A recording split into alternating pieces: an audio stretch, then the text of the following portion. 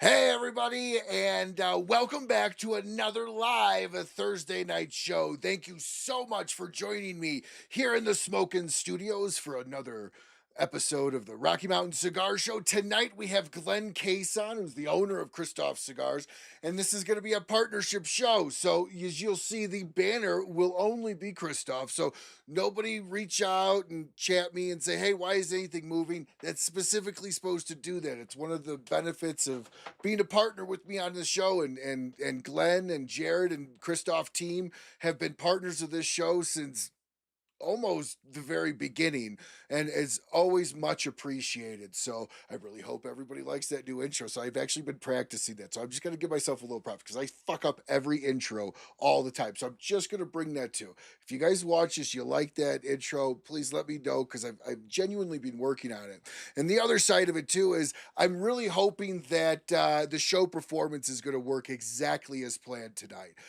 We actually got a brand new router at the house. The old one just literally crapped out on me at 2 o'clock today, or I should say 11 o'clock today. I replaced it around 2 or 3 o'clock today. So I'm really hoping that's going to fix my issue, as well as I've got a brand new streaming service. So there should be zero issues, but I did want to call it out and address it. It has been an issue for the last 2 weeks, and I very much apologize for that. So either way, let's go ahead and get into the show here. We've got an absolutely fantastic episode tonight. I'm looking so forward. We're going to be talking PCA with Glenn. We're going to be talking about what's going on with Kristoff. We haven't had Glenn on for a little bit now, so I'm really excited to go ahead and catch up with him. So enough yammering and yippering by me. Let me go ahead and bring in Glenn. Glenn, how you doing, brother? Good, Ryan. How you doing, brother? It's great I'm seeing doing you. well. Great to see you too, brother. Great to It's see been you a minute. too. It's been a little bit. It had certainly has, and I'm super excited to have you on tonight. It's awesome. Uh, Go ahead, and for those of you that don't know who Glenn is, because I don't know why you wouldn't, but for those of you that don't, Glenn, just give a quick little synopsis of Christoph, how long you've been around, and then we'll dive right into it. Absolutely. So, Ryan, we celebrated our 20th anniversary last year in November. So we launched our Vente, which is our 20th anniversary cigar, which has been doing awesome, and it's just been a blessing, right? So for 20 years, and time goes by so fast, and here we are with you again, and we've just been blessed. We're all over the U.S. and of course, we're in about 60 other countries outside the U.S. And I'm just very blessed and excited to be here with you. Now you guys have a really big European outreach. You have some exclusive sizes over in Germany and Europe, and how you guys have seemed to have been able to successfully transition to that European market. So before I we start going into what we're smoking tonight, I'm really curious to kind of see really quickly, what was that like for you in that transition time, and was that a difficult process? Let me back up and ask the question differently. Why Yeah. So, do I you mean, feel you guys have been so successful with that transition versus other potential competitors? well, I mean, I think it's number one, it's a function of the market, right? So, um, in the European markets, Cuban cigars dominated the market, right? And all of a sudden, Cuba started short supplying the market. Prices went up 400%, and you couldn't find them. So now it's the new world cigars, which are cigars made in Central America, Honduras, Nicaragua, Dominican. And so we're growing strength along myself and other manufacturers. So it's just a function of a change and shift in marketplace, demand and supply. But but it's also contributed to really incredible sales efforts by my team in European markets. And it's just been awesome. Kleinlagen in Germany has been phenomenal. We've got all over the Midwest and or Middle East, sorry, and in Germany, the UK. Our partners in UK are phenomenal. So just been very blessed. and Yeah. it's really got a phenomenal team. Yeah, I know. Every once in a while, I'll call Jared or something. He's like, "Sorry, can't talk right now. On a plane going to Germany." Right. So no, you guys have done very well in that market, and it's not an easy market to tap into for various reasons. Whether it be taxes, importations, there's distributor limitations. You can only use X person over this person, and it almost seems a little mobbish when you kind of hear some of how the dealings work over there, where it's like exclusivity type thing. But before we dive into that, because I definitely want to, let's go into the only segment that we do on this show, sponsored by Dunbarton Tobacco and Trust, is the "What Are You Smoking Tonight" segment. Now, I happen to know myself that Glenn and I are smoking the same. This And is it's by totally far coincidental. totally coincidental. This is by far my favorite Kristoff. Now, I personally have never had a bad Kristoff. Now, I will take it. Jared's been able to send me some Lanceros from Germany that I'm obsessed over, but I only get those if I call and beg and And come on groveled knee. Uh, and Ryan, it's so funny. There's stuff that we've launched in Europe that I haven't even smoked. I'm like, when did we start making this Vitola in this cigar? well, But I love it. so Tell everybody yeah. what this is. All right. So let me get this fired up.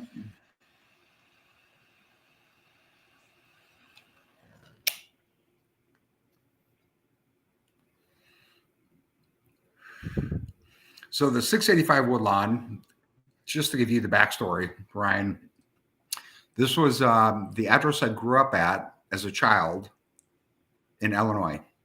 Yes. So 685 Woodlawn. And it's very rare. We've got very limited supply of tobacco. We make very limited boxes, only 10 count boxes, one Vitola, which is a 6 1/4 by 60 Perfecto, Cup Perfecto. And it's phenomenal. So the wrapper on this is Cubra. So it's Habano seed grown in Brazil. The binder on this is even more rare. It's Sumatra seed grown in Brazil. And then the filler in the filler is Dominican and Nicaraguan. And it's just a fantastic smoke. I love the size because it sort of changes as you smoke through it. But it's very smooth. It's very creamy. There's very light notes of spice. Mm-hmm. And it's not overpowering. It's just a very pleasurable smoke to enjoy and relax with. And I said this to you before the show. I've told this to Jared. The only company I never question a perfecto shape to, because this is a shaped cigars have a tendency by certain companies unnamed to not always be the greatest. They roll them too tight at the tip, I find, and they smash them. That's why I'm a big fan of a V cut on a perfecto, because it kind of gets in there a little bit more. Because I usually see right at the tip, it's usually the problem. I never question it when you guys roll a perfecto. I think I've smoked almost all the perfectos that you guys offer. And I mean, this one's just always in my humidor, and it is really hard to find, guys. I'm not gonna lie. I go and I find boxes of these things. Sometimes I'm added to waiting lists to get notified when they come in. So, but you guys have really mastered this perfecto shape exceptionally well. That's very true. So Ryan, we've only got two pairs that make. There are two pairs of master rollers and bunchers that actually make the cigar, and that's it. They've been in the industry for over 35 years, and they're the only ones that make that size, that Vitola. So they're the best of the best. So it's a perfect draw every time, a perfect burn every time. I'm lighting it up with you. It's just a phenomenal smoke, and the blend again is, I think, my favorite in the entire line. I I I gotta say, yeah, don't I if you tell Jared this, I won't admit it. But I do think this one's better than the JT. I'm not gonna lie. Like this one's really really good. And so, but thank you so much to Steve Sack over at Dunbarton Tobacco and Trust for sponsoring the "What Are You Smoking Tonight" segment. Now, back to the show here. Now, just a continuation on this. Um, none of your cigars at Kristoff have an extreme amount of bite to them in the sense of like pepper. I can take a Kristoff, and Jared's talked about it, like he could inhale them. I'm sure he's told you that he does that. Um, you couldn't do that with some cigars that are just huge peppery spice. Now, is that strategically done in the sense of you don't want to come out with something sinus buster, or is that just something you don't think would ever be in your wheelhouse clientele wise? Well, and it's really becomes my own personal palate. So I'm not going to try to sell a cigar that I can't smoke. Okay. So for me, it's all about balance. It's about smoothness. It's literally not about the big pepper and spice and blow out your throat and it's about balance. So sweetness, it's a lot of like but when you cook, right? You cook with different ingredients, peppery, spicy, smooth, sweet. So when I blend a cigar, it's the same thing. I want a very nice balance of the cigar with not overpowering with big pepper notes and spice notes. It's going to have that balance of sweetness, a little bit of spice, and a very smooth, creamy finish. And honestly, the 685 Woodlawn is right in that wheelhouse. And most of all of our cigars are like that. No, I would agree. And you brought up a great word, balance. That's a word I'd like to kind of stick on for a minute. So much of this world right now is very imbalanced in a topsy turvy way. And Glenn, you're a busy guy. You've got a couple businesses, from what I understand, and you're very successful in all of them. You're a guy that's pulled, I feel like a vision of an octopus in 8 different ways, a lot of different times. Um, how do you find a balance in your world with all of your happenings, your hobbies, your travel, and how do you kind of find a balance in what's going on in the world today with everything? I will tell you this, Ryan. The first thing is having a great team that I'm privileged to work with, right? So Jared and Ward and the entire sales staff. Um, I always say, and it sounds cliche, but I always say, if you think you're the smartest guy in the room, you're in the wrong room. So I surround myself with really incredibly smart people, smarter than me, and that's my goal. And so that's really what I contribute my success to. That and faith. God above is just awesome. I'm extremely strong in my faith. So those two things are just extremely important to me. So would you say you're faith centered or faith driven? Wow, that's a good question.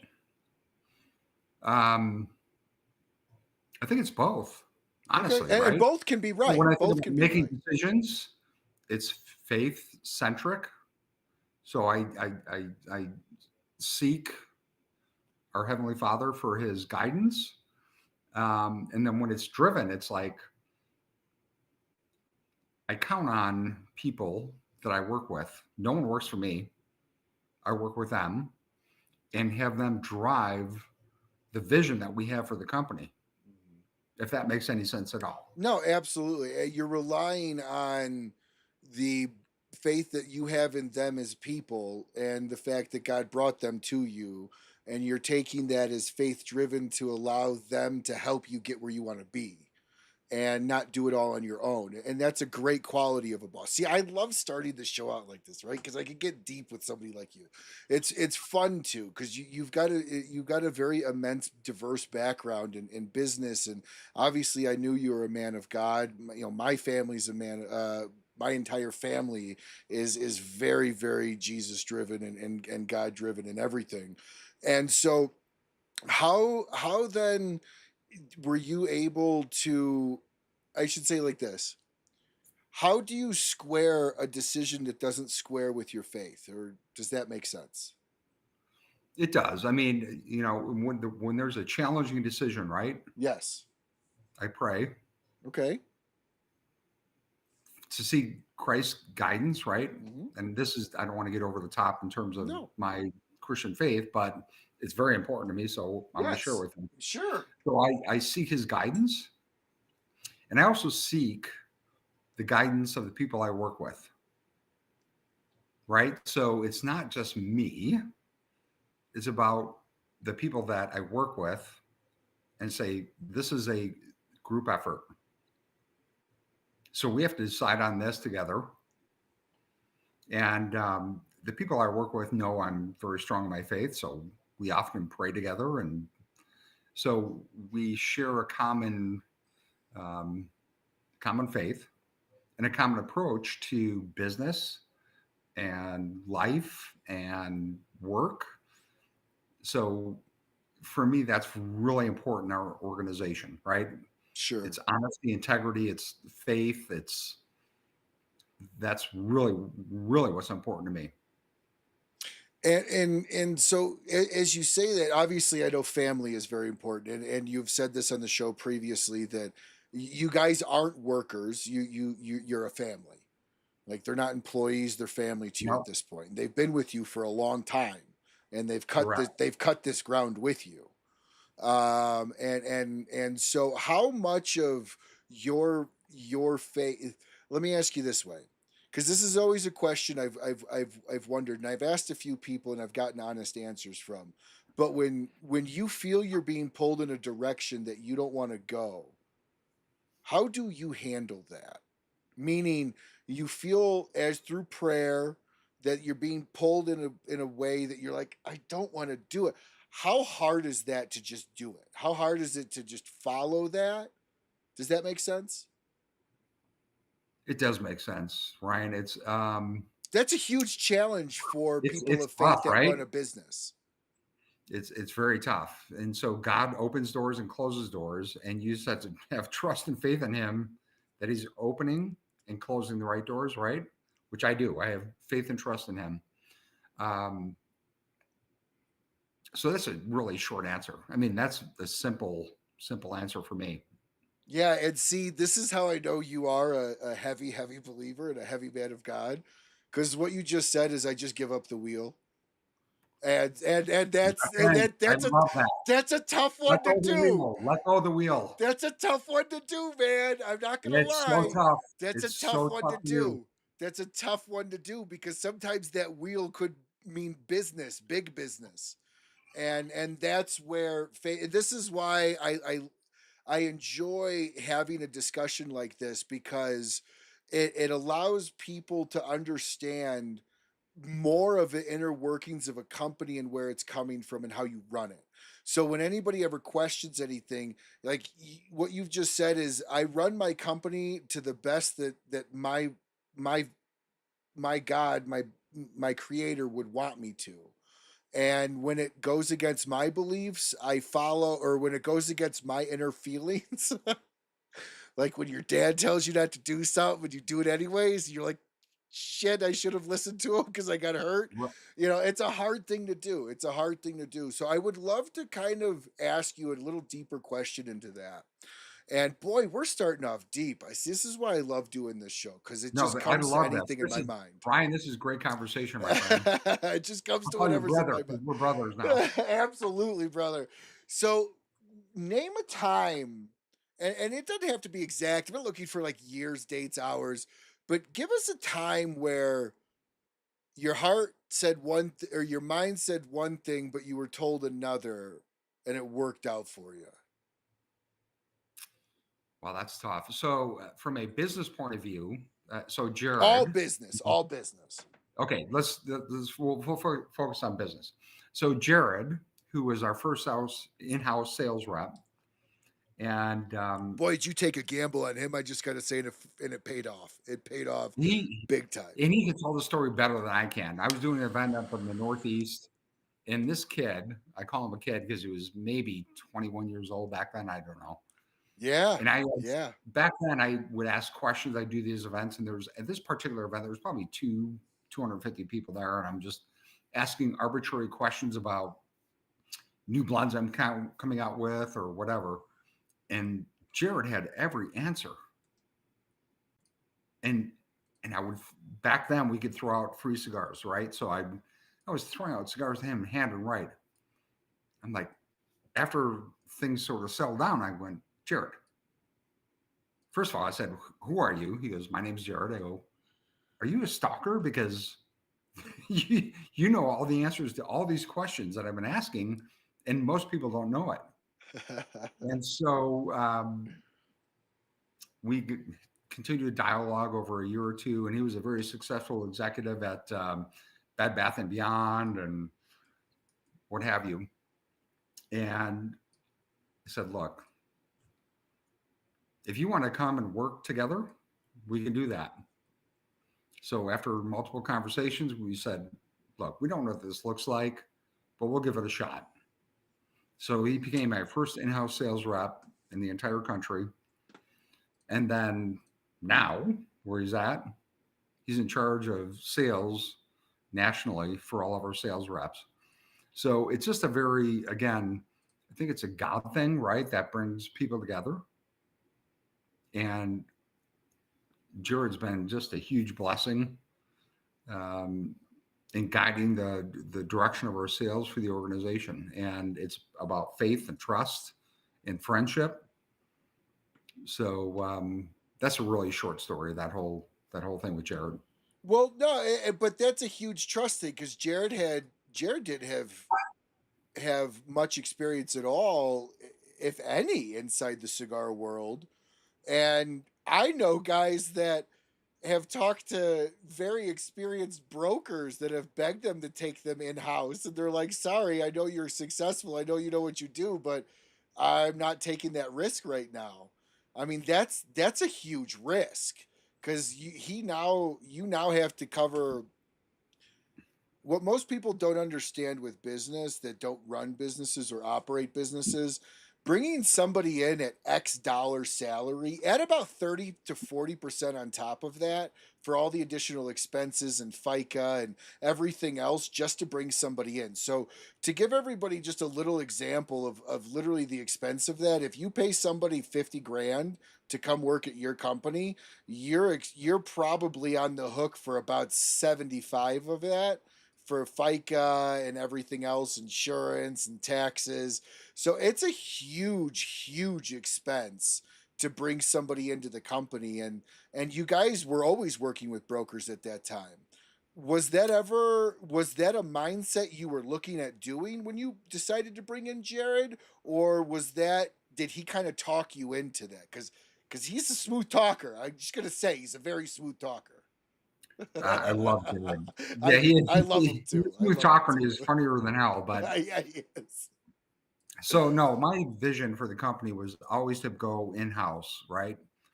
To have people selling only our product with full benefits, right? So I won't get into the details, but profit sharing and health insurance and everything else, provide car allowance and phone allowance and all that good stuff, bonuses, commissions. But you So that weren't was always, doing that pre Jared because you were working with no, of course we had brokers. brokers. Well, That's we a had his broker, huge expense to take on my friend. It's a huge expense, um, and but trust. and trust, right? So, and that's a very good point. So when I brought Jared on as the first in-house sales rep, and then hired him to be in charge of the sales staff, and then we went in-house everywhere. We've only got one or two brokers left, I think. But that's the leap of faith you have to make to Huge. go in-house to grow the company. Oh yeah. That's Anchorman cannonball style right there. I Yeah, mean man.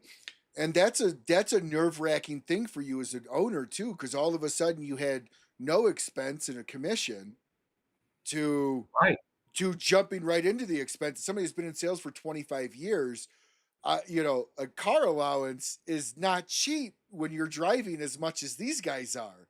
I have friends in this industry that are home 20% of the year, and so when you brought him in, when was in the back of your mind, or did you have this discussion with him? If you're successful, you run the gig. Was that kind of in the back of your mind? Oh, absolutely. Right. So neither of us knew what this looked like. Right. So he was the first in-house sales rep. And then all of a sudden he became VP of sales.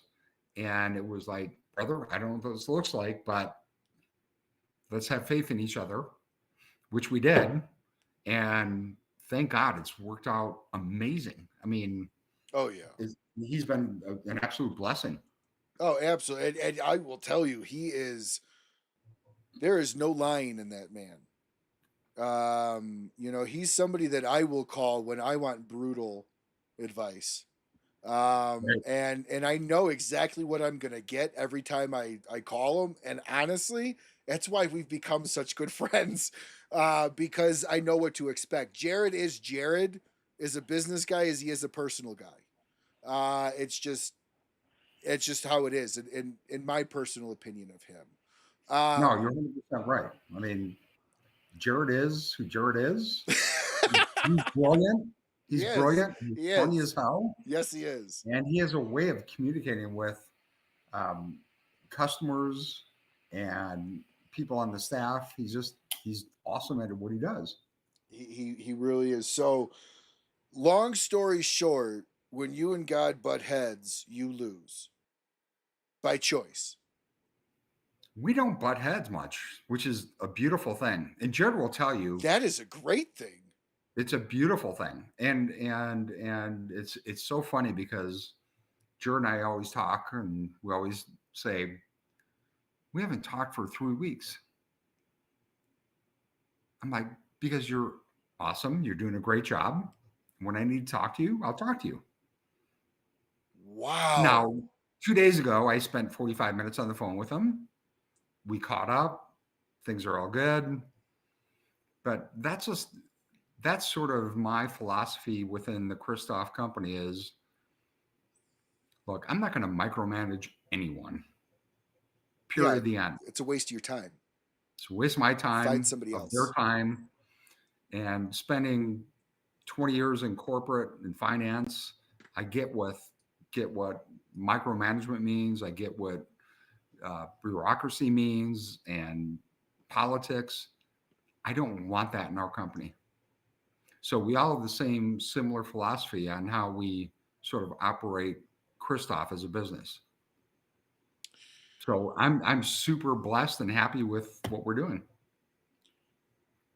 So, how much of the day to day do you take care of versus Jared? And I ask this question in all sincerity, and I'm not trying to make it seem like I know you're exceptionally busy and you take care of a ton within the company.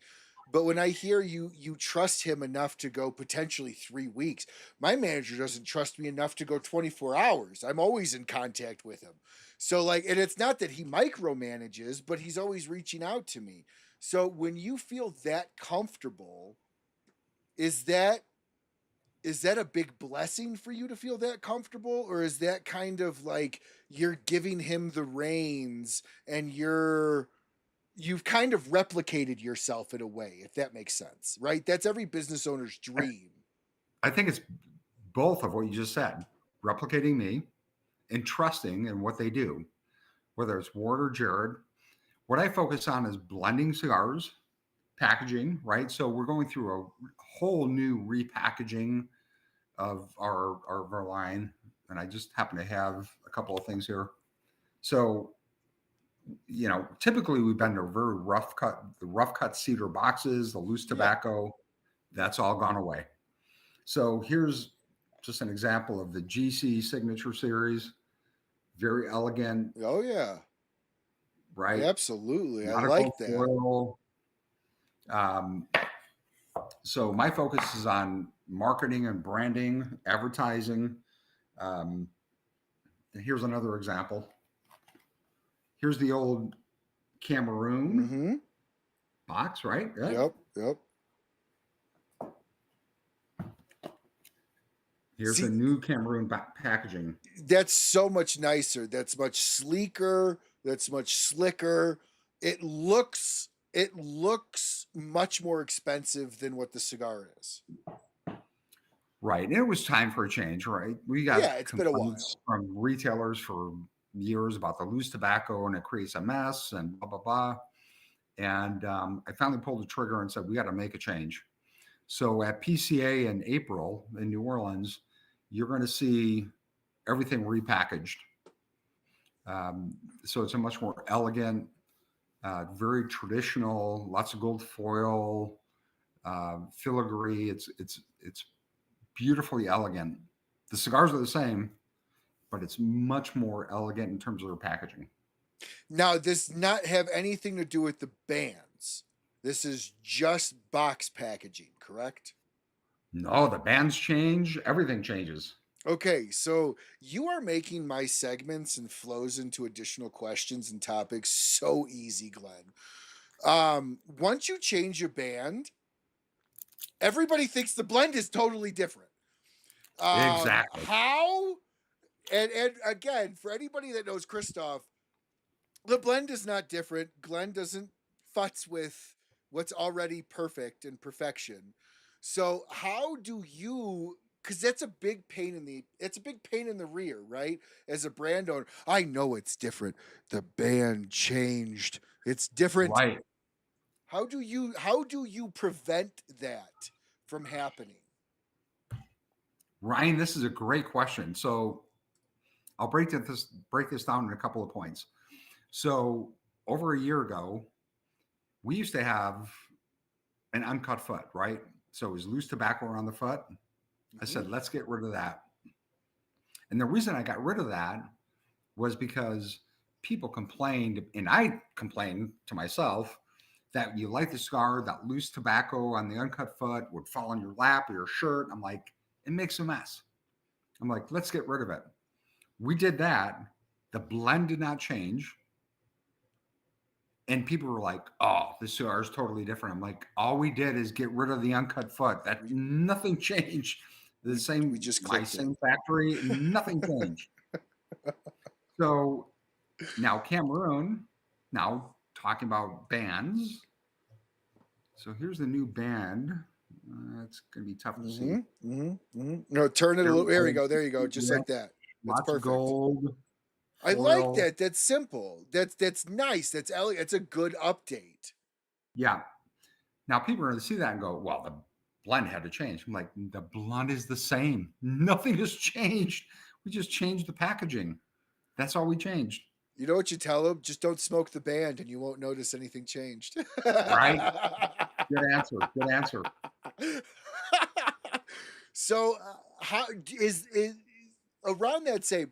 Is that something that is something you have to convince retailers on, or is that something you have to convince more consumers on? That it has, like, who's worse at the blend changed game just because you changed the band? That is a very good question, Ryan. And so with my marketing company, I had extensive conversations in terms of putting a violator on the box saying, same blend, different look, blah, blah, blah. And we decided just go different look. We're not going to announce a different change in the blend or point it out because it's the same factory. It's the same blend. Everything is the same. All the packaging changed. That was it. So what we've seen over the last, because we've been doing this for the last year and a half, and by April this year, we'll have 95% of it all rebranded. And we've seen an uptick in sales. I'm sure. The new packaging. I mean, it's flashy. It's gorgeous. catchy. It's gorgeous. It's catchy. I mean, please don't take offense to this.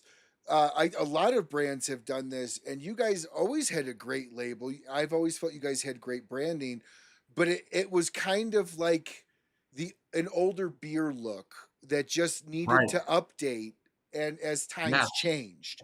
Right? When you started, the band you created was an eye catcher. It was the catchy style. It was that. So since you've gone through this change, as somebody that was in marketing for about 8 years, that did digital ads, created websites and everything, have you now instituted a 5 years we're changing marketing on this stuff? Or have you now instituted at this point we start looking at rebranding every 5 years, 8 years, or does that make sense? It does make sense. And I think for now, I mean, this rebranding, which is a very expensive endeavor, right? I think we've hit the target on this. You know, the retailers complained about the loose tobacco. You open up a new box of Kristoff, and I'll show you the old. So here's the old Cameroon, right? You open it up, it's got loose tobacco in it. It's messy. By the way, Glenn, Versus, if you open that old box of Cameroon, you don't like that blend, I'll take it. yeah, you got the same cigar. But, but the versus the new, so it's a much cleaner, uh, very traditional look. It's and the sales by default have gone up, which is awesome. And the cigars have not changed. It's the same factory, the same blends. It's it's been amazing. Now, why do you think the sales have gone up? Because Well, nothing's changed. so I think it gets back to that more refined, traditional look of a cigar, right? You think about the competitors in the industry that have been around for 100 plus years. And so we've sort of migrated towards that. And people are sort of gravitating towards it. Right. So and I've done studies with consumers. I'm like, I've laid out my competitor cigars along with my cigar bands. And I said, all right, look, if you knew nothing about the blends, which cigar would you pick? And they pick blend A or B or whatever it was. I'm like, why did you pick it? Mm-hmm. Well, the band looks elegant. It looks rich. It looks Mm-hmm. like, okay, Mm-hmm. there we go. So we're going to, again, a much more elegant band. Mm-hmm. So here's probably not going to see it really well. No, that's perfect. That's a Absolutely. GP signature, See, right? So that it's is very great. elegant. That is great. I think that looks really slick. Yeah. So, people buy with their eyes Mm-hmm. and then they smoke it and they go, all right, that's a great cigar. So that's kind of where we've migrated to, is packaging that will attract the consumer. And then the cigar has to sell itself. So At what the I end of the so what I'm hearing is you guys have updated the quality of the packaging to represent the quality of the product in this day and age. absolutely. And that's Yeah. big because you had mentioned something, and again, I'm not naming any brands. I think all of us, without anybody watching the show, without even me naming any of them, can think of a few of these that I'm about to mention. But there are brands out there that literally only sell cigars because of the packaging, and in my humblest opinions, are not to par with the quality of the packaging. And again, I'm being very politically correct on that. But I don't think you would disagree with me.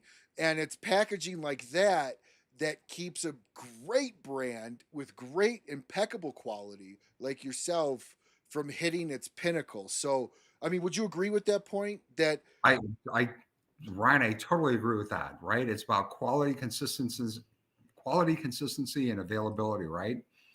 And I will not name brands, just as you won't, that focus just on packaging.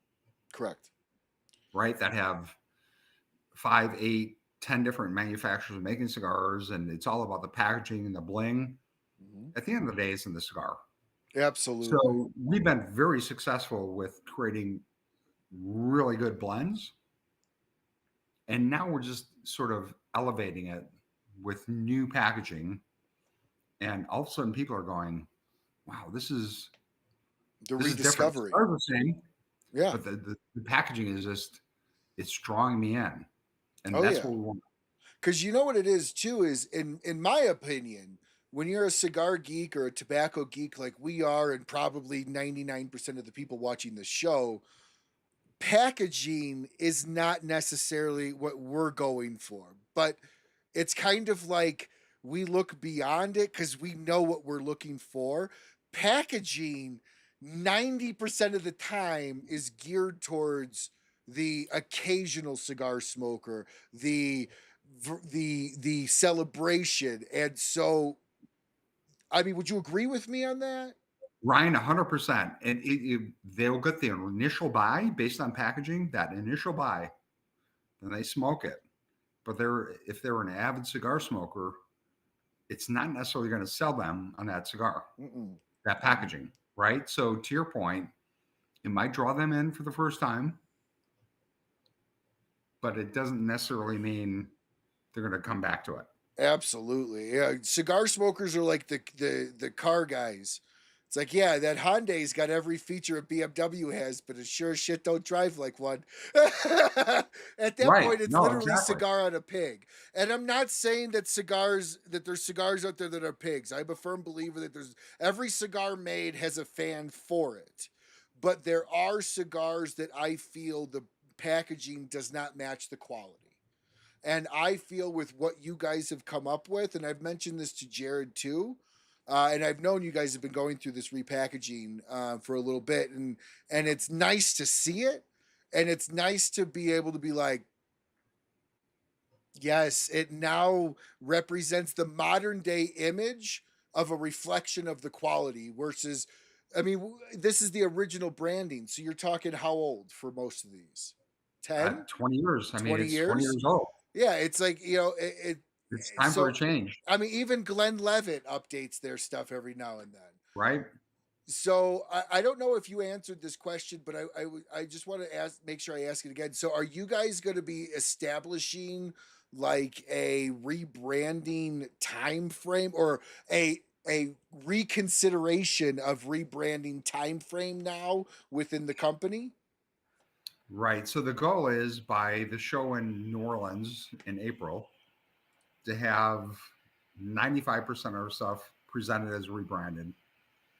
So it's been a transition. So what we've done is we've, as we've gone through old inventory, we've reintroduced the new stuff, right? The new rebranding.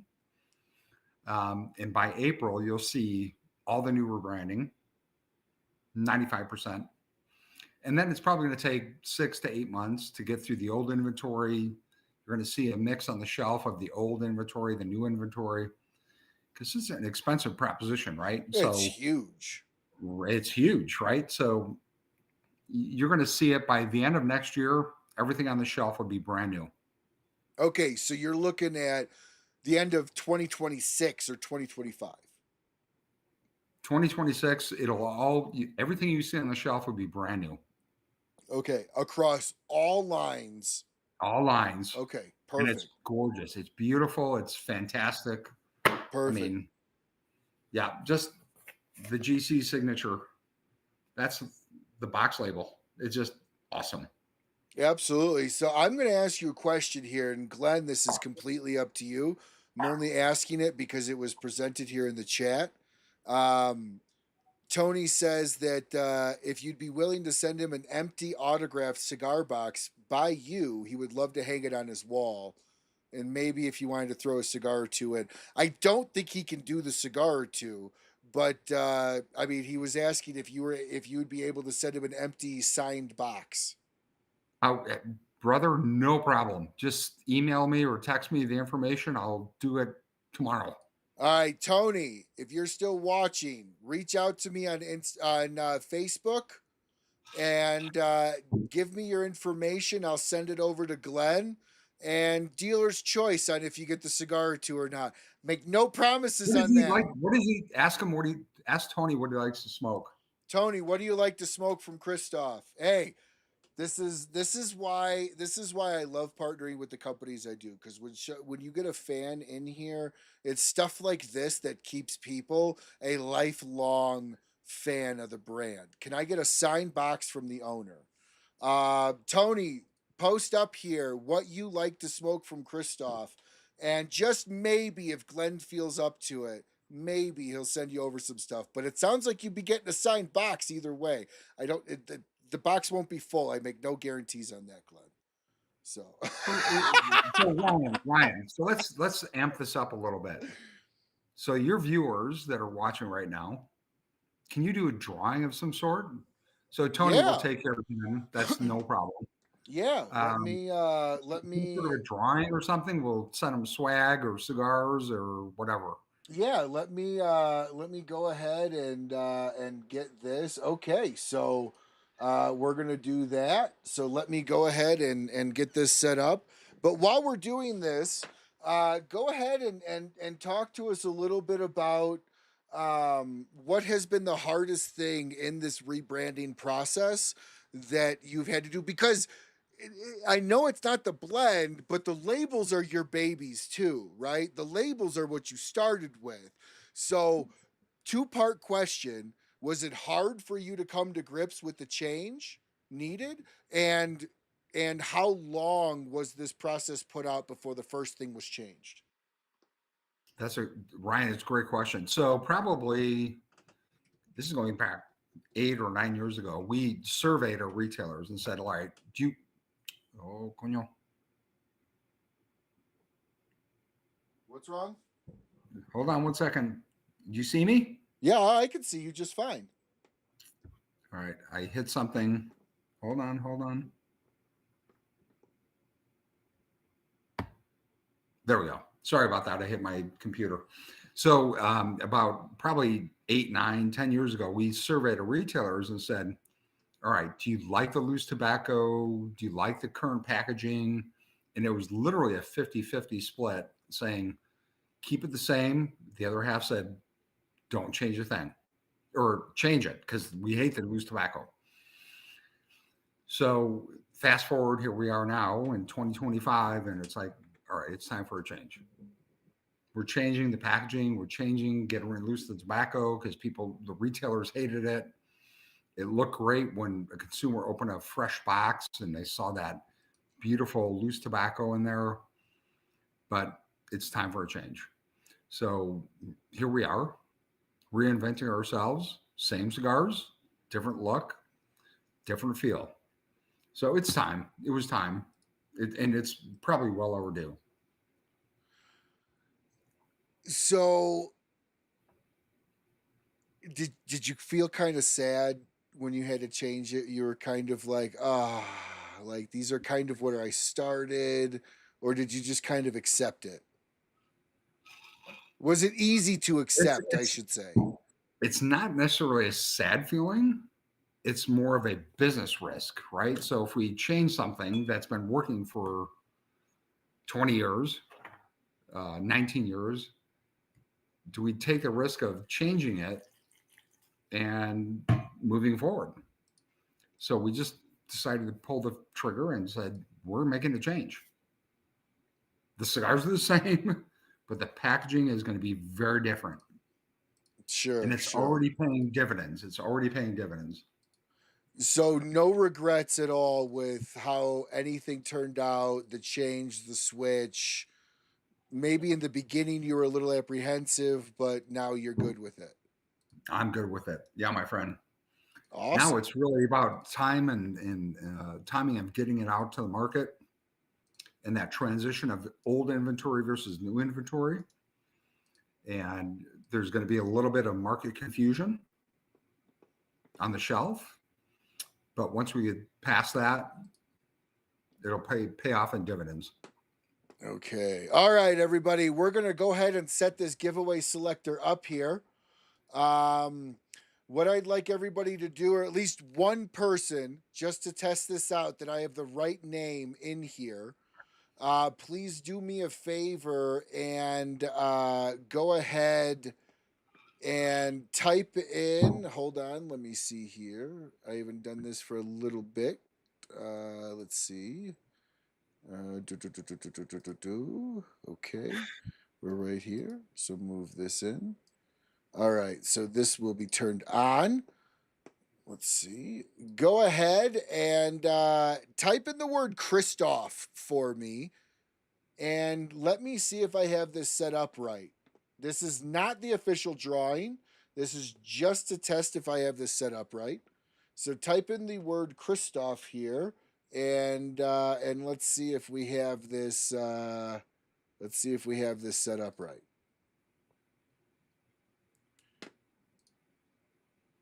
All right. So, all right, we have an answer from Tony. By the way, he said that. Okay, let's see. Yes, we do. We have 2 drawings in, so we've got it set. Everybody right now watching the show, go ahead and type in the word Kristoff to be entered into. I have no idea what you're going to get. I make no promises. It is dealer's choice. This is why you watch the show. It's fun, it's impromptu. But for everybody watching, you're about to win some great cigars or whatever.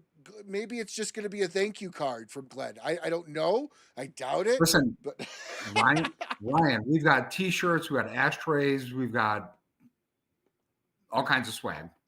We'll make it worth their while. Just sign in, and we'll send out some good stuff. all right. So Tony, make sure that regardless if you win or not, you reach out to me. We'll at least get you the signed box for your wall. I know Glenn takes it as a huge honor that you want to hang up space on your wall to showcase his box, and I'm sure he's incredibly grateful that you love the new packaging that much to even ask that question, right? Because I commend you, Tony. And Glenn, I'm a firm believer of this. You don't know unless you ask. And Tony, you asked. Um, so anybody else watching, we'll go ahead and close the runnings here in a few minutes. Anybody watching, go ahead and type in the word Kristoff, and we'll go ahead and do a running here. So, Glenn, while we're waiting for this to kind of kick off here, tell us all, because again, you're making my transitions super easy. Tell us all here really quickly, what are you guys bringing to PCA? What are you guys showcasing at PCA this year?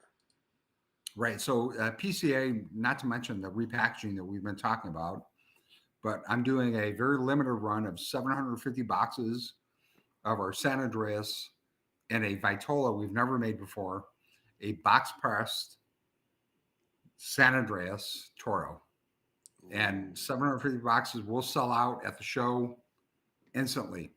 And the only one that can get it are the retailers that show up to the show and actually purchase it. So it's a PCA exclusive. Yes. So I got a question for you on that. I've heard, and my understanding of a PCA exclusive means for X amount of time that can only be sold to PCA guests, correct? Or attendees, correct? Correct. Only the Do ones that show up.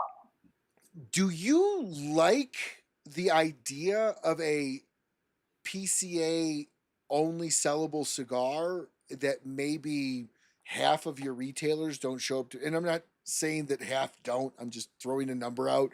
Right. Half don't, that they can't get that. Do you ever find that that could potentially like I've been with you for 20 years, I just didn't show up this year? No, I think it's a great idea, right? So it's an incentive for retailers to show up to the show. And honestly, the show PCA is a revenue generation opportunity for CRA and FDA to fight against what we're doing and fighting against for regulation against FDA control. So it's advantageous for the retailers to show up for PCA, for themselves, for the industry. They got to show up. They got to be there. They got to buy. And so I totally support PCA exclusives. And there's so many retailers and manufacturers that are not stepping up to the plate to contribute to CRA and PCA to fight against the FDA regulation. And I would plead with anyone that's watching in the industry to step up, do their thing. Okay. And it helps that Jared's on the, I mean, it doesn't help, but as far as your political action in this with support of PCA against the FDA, Jared's on the board of the PCA. He is. He's done an amazing job. Um, so another great thing that Jared's done, um, serving the industry in our company based on his contributions within PCA. So what does that mean to you? I mean, again, like what a gamble you took. What a gamble you took at a kid with no cigar background, with no cigar sales, came in, just blew it out of the water for you as your first big company, intercompany expense, like massive as far as an employee expense is concerned, that now 15, 20 years later, he is super, super successful, runs everything sales within the company, and is a member of the PCA. Like, did you ever like? I mean, like you got to be a proud business,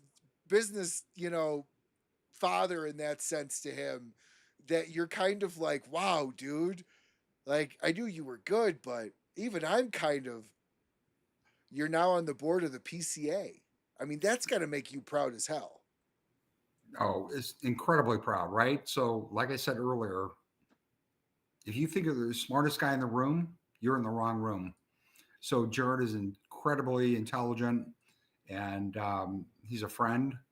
I consider him family, and so it's yeah, man. It's just he's where he needs to be, which is awesome.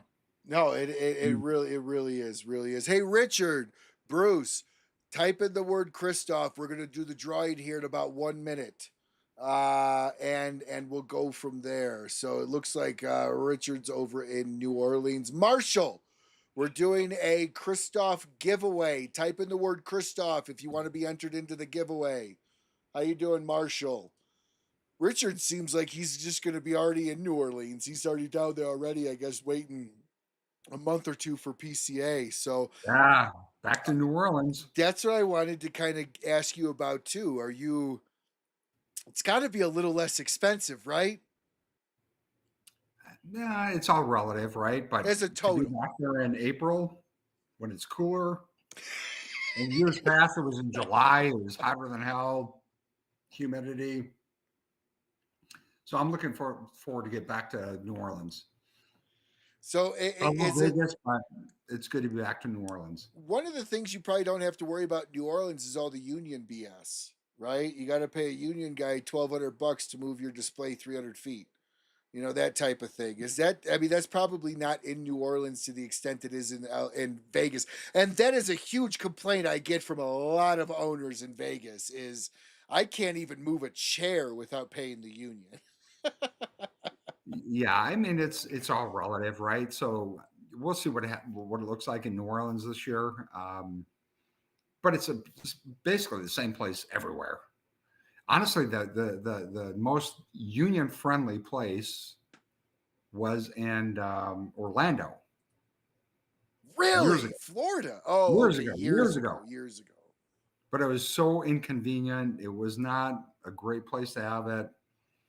But generally speaking, the unions are very strong, right? So whether it's in New Orleans or Vegas, you can't change a light bulb. You can't move anything without their approval or Could without you them doing it. Could you imagine if I've been in a company where the sales reps were unionized, which is kind of as a business guy yourself, it's kind of an oxymoron, right? That your sales guys get to unionize because sales is all a meritorious job. If you suck, you're out. Like it's really that simple. And so it was crazy. I worked for the phone book and we did digital ad sales and phone book, but because we were part of the phone book, the electricians union that set up the electrical wires for the phones tied us into their union as sales reps. And it's nuts to me, but you're 100% right. It probably is half half in one hand, 6 in the other, and it's probably just a complete wash. But it's not going to be nearly as hot in Vegas, and I know the hotels can't be as much. Yeah, right. I mean, so that time of the year, we're gonna do well in New Orleans. I'm happy to be back. I don't want to go back to Bourbon Street. I've been there a million times, and but um, it's good to be back to New Orleans. It's a great city, and we're looking forward to the event, and it's going to be good. Now, before we do our drawing, something I've asked Jared, and he was kind of apprehensive in his answer, if I remember right, just because he is a board member of PCA, and he was, I think, just kind of being weary. But have you ever felt that PCA should honor the states with the biggest tobacco sales with that expo, and let the states that give the most to tobacco the ability to make the money off of that revenue, like a PA or a Florida or a Texas or an Arizona? No, I mean the biggest issue is finding a state that would allow us to go to a convention center, wherever that might be, to smoke. Right. That's So the it doesn't. selling point. Right. I mean, that's the selling point, right? So it's really Vegas, it's New Orleans. I mean, right now that's our options, right? That's all we got. See, it And then it's the surprises time of me the that it's year. Then it's the time of the year because the expenses, depending on the time of the year, go through the roof, whether it's Vegas or New Orleans. So, but it's really availability, and that goes for TA as well, which I've been a member of TA sure. for 16 years, whatever it's been. Oh yeah. But finding a place that you can actually host a convention that allows smoking. Yeah. And I guess that does make total, and again, I look at it and go, the states that are the most tobacco friendly, why wouldn't they allow smoking in their convention? Like, for instance, how much money would Florida make with the PCA if they allowed this convention to be there? Arizona, Connecticut, where they're like, all right, we're big fans. The most tobacco companies are in 4 states: Connecticut, Florida, Texas, and Arizona. Outside of those 4 states, everybody else is kind of spread throughout. But would you agree that those are the biggest 4 density states of cigar manufacturers? Probably 100%. I Florida mean, and Texas no, being the most. Ryan, 100%. So Arizona, when they said no smoking, we're not going to support PCA or IPCPR or RTDA, whatever it's been Pick the in the past acronym of the years, they year. said they're losing out on millions of dollars in revenue. And they said, all right, Millions. we got to rethink this. So they're all coming around because it's all about dollars and cents, right? It's our revenue for the state and visitors gambling and doing what they do when they're there. So, but it's still limited to the states that are going to allow smoking. See, I guess I didn't realize that Arizona not just allows smoking, but have the space, right? The space you guys are in Vegas is tens of thousands of square feet. Tens of thousands. Like, the only place I know in Florida that allows smoking indoor is the TGS, the Great Smoke event at West Palm Beach Fairgrounds, which would nowhere close be big enough to house a PCA event. So it would be super tight, not possible. So I mean that place. I guess I'm just blown away that the most states with the most manufacturers seem to just not want that in there. I don't know. All right, so enough enough waiting. We are going to go ahead and do this drawing. Let's see here. Let me go ahead and get this drawing selector activated. All right, so let me see how I am going to do this. All right, we're going to select the winner. If you are the winner, I'm selecting one winner. So please be watching. Actually, I will select two if I can. I'm pretty sure I can select two.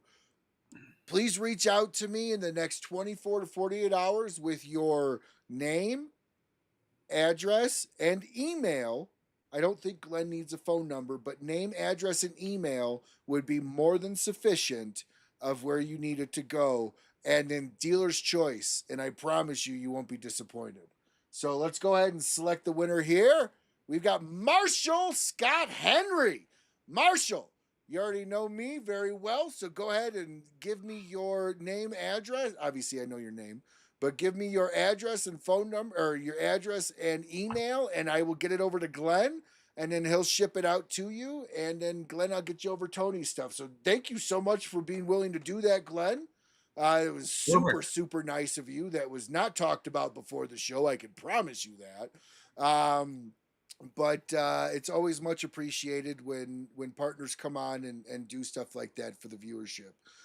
So thank you so much, Glenn, for being willing to do that. And Absolutely. so I want to kind of touch on kind of expos a little bit, right? Because you have TPE, you have PCA. You guys really only go to PCA, right? No, we go to PCA, TAA, Oh no, and I'm talking about like the selling expos. Well, I guess TAA is a selling expo too. oh, it's a huge Um, selling expo. And then Dortmund, in Germany, which is Inter back. We're there every year. how as a business owner, um, are you kind of like when I let me ask the question differently. So Marshall says, "Thank you, Glenn." Um, how You're as a welcome, my friend. business owner do you decide where to go? I know PCA is kind of a given because it's the number one inside the US. But you guys have a exceptionally well established European market. Does the European expos operate the same here? As in the sense of, I know certain distributors are required for certain areas within the EU. So if you're not part of a I'm getting ahead of myself here. Let me back up off my skis. Are the expos thrown by the distributors? Does that make sense? Uh, yes. And generally speaking, yes. So in Germany and Dortmund, Inter back, it's basically distributors, right? So we get people from all over the world, all countries going to Inter back in Germany. Um, Even PCA, we have people from all over the world coming there, from the UK, Germany, buying. Um, so we're selling to everyone everywhere. TAA is more of an exclusive selling environment, right? So it's only the top 75 retailers in the US, and you've only got about 35 manufacturers in the in the manufacturing industry going to TAA. So all of it is all selling. So hold on, real And quick, just to give yeah, everybody a scale. PCA has how many retailers versus TAA? PC on a good day is probably 1,500 to 2,000 retailers. So you're talking 5% at TAA at 75. TA is, yeah, it's very It's small. it's TA, it's it's it's invited tiny, only. right? So you've got Okay. to be approved by the board Okay. as a retailer. You have to be approved by the board as a manufacturer. So it's a very sort of boutique convention. Sure. So when the European market does it, like Intertobac is not like PCA where it's its own independent. It's essentially owned by distributors. And the people they distribute for are allowed to come, which is a big difference versus PCA. PCA, you pay the table, you can show up. Correct. So how I hard mean, is it to find a Oh, please, I didn't mean to interrupt. Go ahead. no, go ahead. Go ahead. What is the relationship in Europe? And I ask this because I'm super curious. What is a distribution relationship in Europe, or how does a distributor relationship in Europe operate to a distributor here? And I understand that you no longer really operate with the distributors, you have mainly in house, but from how you remember and how you just know the market plays? How does it different? Right. So in like the show in Dortmund, the Intertobacco Convention, we have countries from all over the world that show up for that event. Um, and it's really based on consistency and showing up year after year that you build trust. So, I mean, we do business with the Middle East, um, Eastern European countries, the UK, um, Germany, but that's a whole different environment, right? But it's all, to your point, distributors that are selling your product throughout the world. And to give you a sense of size and scope, the show in Germany, Inter the Back, is probably 5 times bigger than PCA, It's at least. all of Europe, right? It's all of Europe.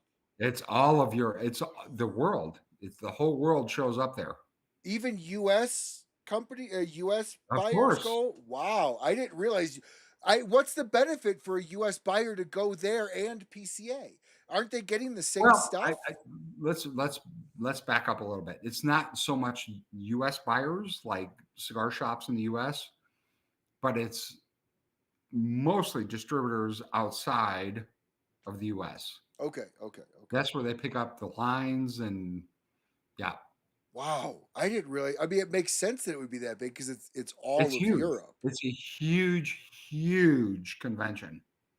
So Again, take PCN and multiply times 5. That's how big it is. wow. So what is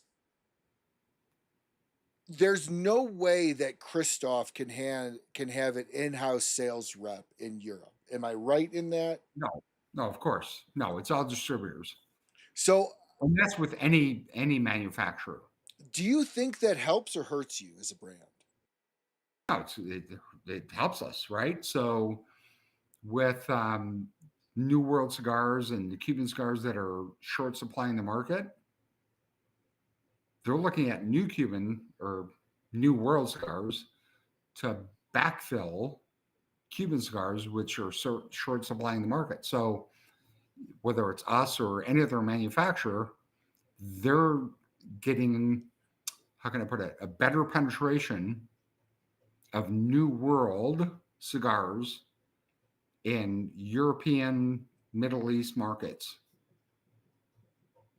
if that makes sense. No, it certainly does. But how do you make sure they're equally distributing you? Because I've been told by Mm, brands that no, use distributors that if you don't pay them good, if you don't incentivize them, they're going to look at others, even though you're in their portfolio. And that's a lot of trust. That's a lot of trust that your distributors are taking care of you.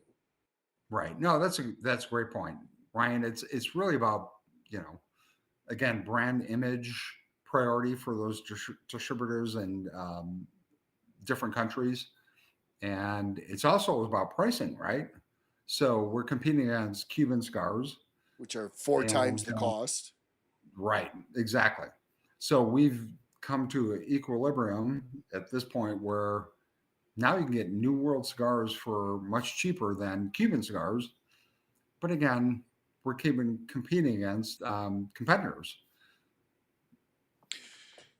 So when you hear New World, because it some of the shops in Europe, for people that don't understand, it's kind of the European, especially in Britain, in the UK, there are shops that exclusively only and will only forever until the end of time, as long as that owner owns it, be a Cuban shop.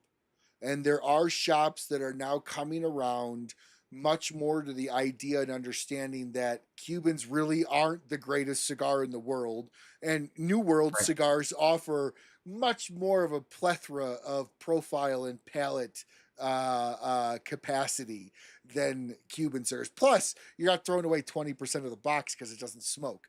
Um, so how how do you then go in and support the European market? Because really you're not needed to get in a shop. So when you go over and do shop events, what's the benefit for you of doing that shop event unless it's kind of the events operate the same as here, and that's, does that make sense? Like distributor, I guess like Jared can't physically sell cigars there, but he could represent the brand. You could represent the brand. And that's primarily what an event over in the UK is, right? It's more brand representation. It- does that make sense what I'm asking? Yeah. So Ryan, I mean, events in Europe or anywhere outside of the US are very different than the events we do in the US, right? So when we do events in the US, we expect to sell 50, 60, 70, 500 boxes, right? Sure. In the US, or sorry, in the UK or in Europe, outside the country, we're pushing people to buy one or two cigars. So it's all about brand building. It's not about big sales. It's a very different environment. Um, so it's really about persistence and working that market, but it's very different than the U.S. We're not out in European markets to move boxes. It's just building the Singles. brand. Right. It's singles. Now, how much of a mindset is that different for you guys to kind of evolve to that? What I mean by that is that's also a totally different expense. So when you guys fly out to Germany, just to get there might cost you a couple of grand and a couple of days travel, potentially how you're traveling. So how do you then as a business kind of, and I ask this because you guys are super successful in the European market. I mean, I've talked to Jared and privately he's told me you guys are killing it out there.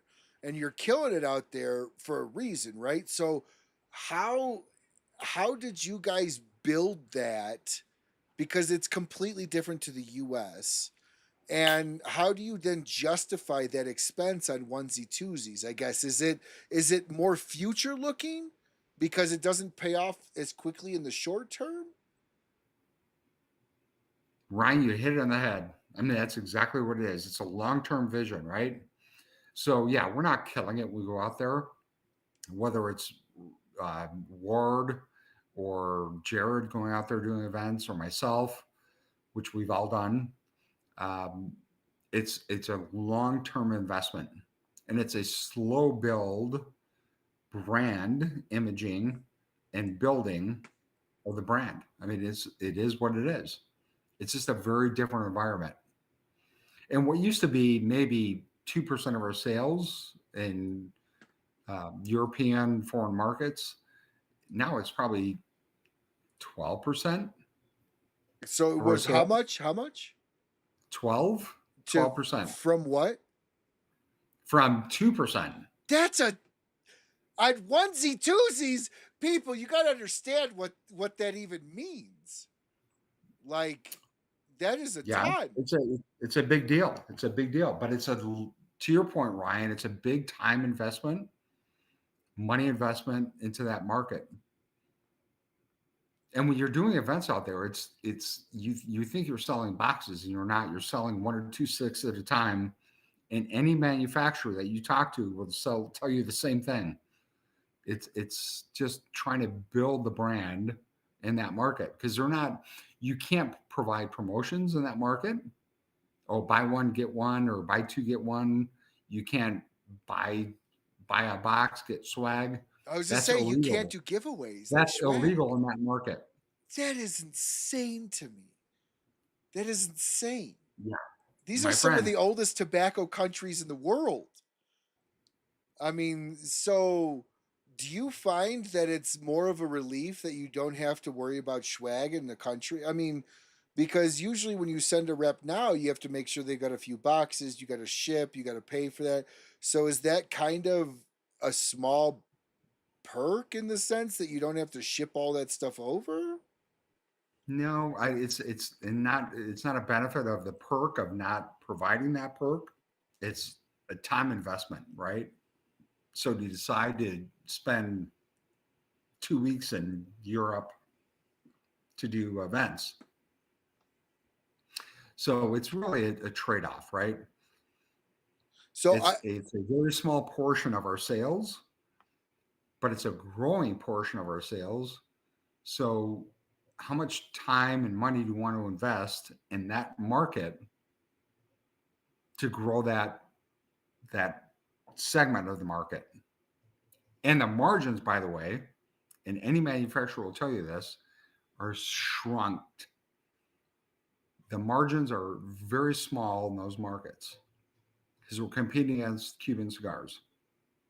See, to me, that blows my mind because I've had people super fortunate to be able to have great people that watch the show, great followers of the program, being willing to send me Cuban cigars. And I'm just going to say they're not bad. I've never had my socks blown off. And when I look at the price of what they were kind enough to send me, always super appreciative. But then the question everybody always asks me, and I always tell everybody it's the wrong question to ask. They always ask me, would you smoke it again? Well, of course I would. The better question is, would I buy it? And I've never had a Cuban cigar where I've been like, oh my gosh, take my money. Here's my card. I've had New World cigars that I literally, this cigar that we're Yeah. smoking tonight is a cigar that I've bought. I bought the first box when you first came on, and I think I bought 2 boxes since. And it's a cigar that'll always be in my humidor. And so for me, that's how I judge a quality of a cigar. Not if I enjoyed it. Would I buy it again if I had the opportunity? Does that Right. make I mean, do you think that's a good understanding of when somebody asks you about that is not if you would smoke it again, but would you buy it? No, that's a great point. I mean, that's the excellent point. So we do events in Canada. Canada is a great market for us. And I've done events up there, and it's amazing to see consumers. Number one, you can't smoke in cigar shops. No, you can't. It's a grab and go. But doing events over there, Jared, myself, for years, it's amazing to see people say, I would smoke Kristoff over this Cuban cigar any day of the week. Um, but it's sort of a educational experience, right? To educate consumers in whatever market is, let's say Canada again. So they're paying minimum $45 per cigar Oh, for a Cuban cigar. yeah. Minimum. Yeah.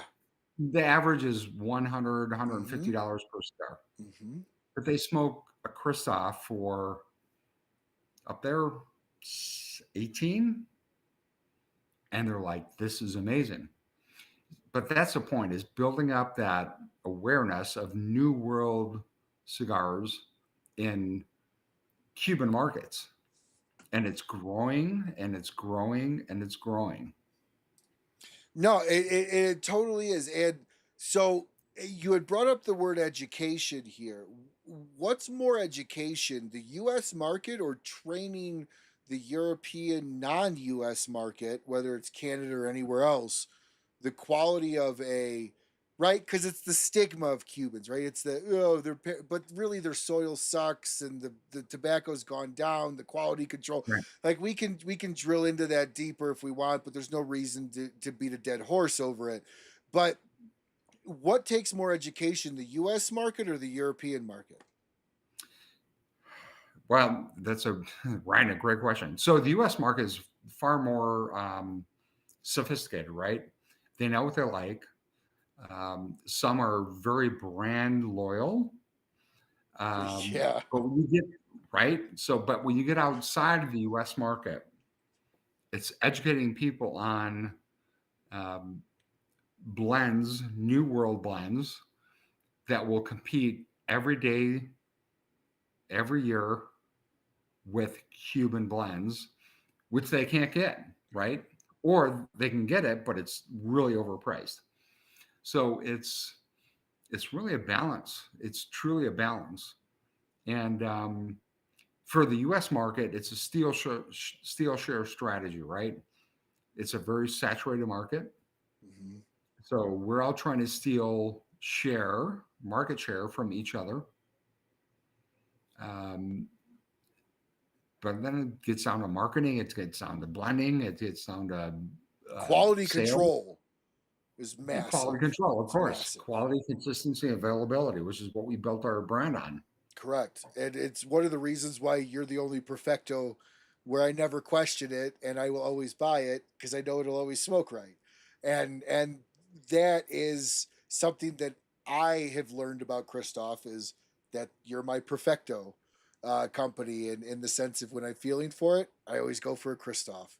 Yes, sir. Um, so how much of the European market's new versus Cuban? If you were to percentage it? I'm sorry, say that again. If you were to percentage European, Canada, anywhere other than non-US, how much of their market typically is Cuban versus New World? Brother, I cannot honestly answer that. I can tell you that, which I mentioned before, we were probably, if you go back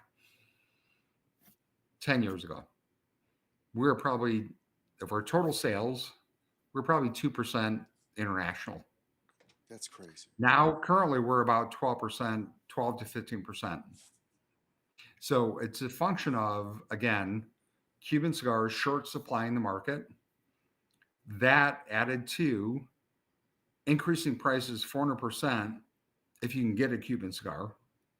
So New World cigars are slowly taking over international markets, Which is a good thing. which is a great thing. Which is a very good thing. And so question to you on this is do you think if we'll say Trump's not a smoker, he's not a drinker, he's nothing, Right. but his son certainly is, and a lot of people in his world are cigar smokers. Would you say if Trump opened up the Cuban market to the US, that the Cuban market would probably ever even have traction in a big way inside the US? I don't think so. I don't think so either. So they can't keep up with demand for international markets, right? Outside of the US. They haven't been processing their tobacco like they should have for years and years and years, decades. Um, Demand is exceeded supply. And so the quality of Cuban cigars has diminished. Whether you're in, I don't care, pick country, it doesn't matter. So, no, I think New World cigars are on the move. And Cuban cigars, look, they're, and you think you're getting whole a Puros Nicaragua, or sorry, a Puros Cuban cigar, period. You are not. Mm-mm. What I mean by that is Honduras, Nicaragua, Dominican has been shipping tobacco to Cuba for Yep. decades, I'm so glad you brought this up. Again, you're making my transition so much easier. I'm so glad right? you brought that So up. you think you're getting a Cuban puro cigar? It is not happening. It's So not. it's all a game. So you're paid, and again, I don't know what percentage of the Cuban market that is that way, but I've talked with other manufacturers that have worked with that worked with growers that sell their tobacco to Cuba, and they then market those cigars as pure Cubans. When the reality is they're rolled in Cuba, they're not. But it's a puro Cuban cigar. So there goes my point of New World tobacco in general is taking over the market significantly more than the Cuban market is, to the point where 30 years from now the Cuban market might really just be completely topsy-turvy in this, where they're now the small market. They're now the non-sought after brands Right. because most of the time, if you're a Cuban professional, you got to know the serial number for the factory to make sure it was rolled right. Just because it's X brand doesn't, and it's rolled at 6 different factories, certain factories have better control. Versus a company like Kristoff, every cigar has the same identical quality control, regardless if you use a factory A or a Right. factory B. No, it's totally true. Totally true. which is So why. go Go ahead. ahead. I'm sorry. No, please go ahead. Which is why? Which is why Cuban cigars are not what they used to be, right? No. Yes. They're not. They're not. They're truly not. Quality, consistency, whether it's draw, construction, um, the blend has changed, and again, they're short supplying the market. They can't keep up with demand, and what you're getting is not a puros Cuban cigar. So So it is what it is. as somebody that's been in this industry for over 20 years now, and have been a cigar smoker for a lot longer than that, Yes, sir. I asked this question to George Rico of Gran Habano, and I'm curious about your take too. I love George. George's a great guy. He's actually coming out. He was my very first ever live interview. He's coming out next week. For my 4-year anniversary. But I ask you this question too, as somebody that's a cigar historian.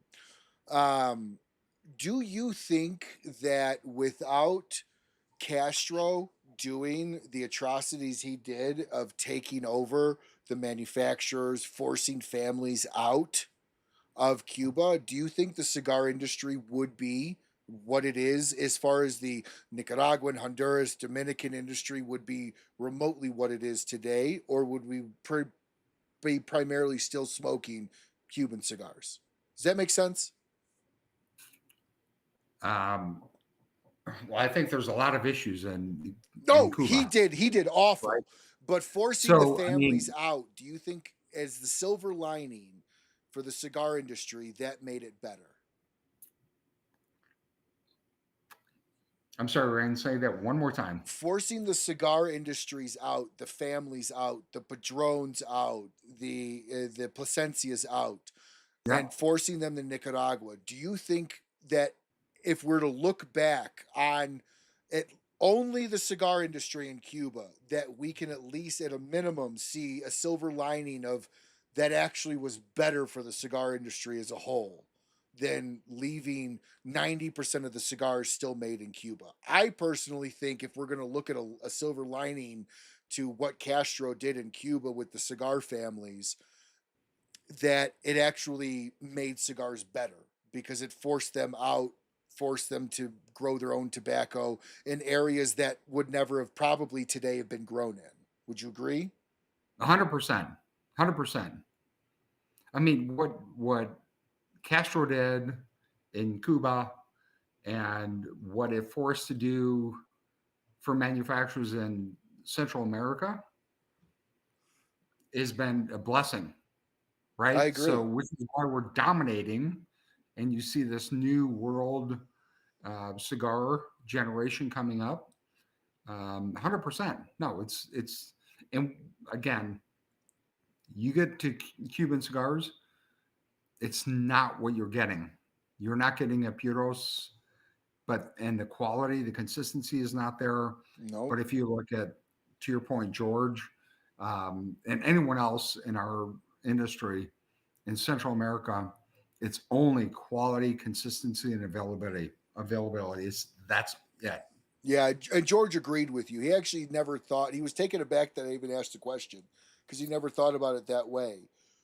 But the reality is, I think we're better off with the cigar families starting in the Dominican, the Honduras, Nicaragua, as a whole in the cigar industry. It's brought us better tobacco. It's brought us more flavorful quantities and qualities and styles of tobacco. So we have a question here from Brian Lewis, and he asks, "What tobaccos are you working with that you may not have worked with too much before? For example, Peruvian tobacco." That's a good question. So I'm constantly working with different tobaccos, whether it's wrapper, binder, filler, always. And so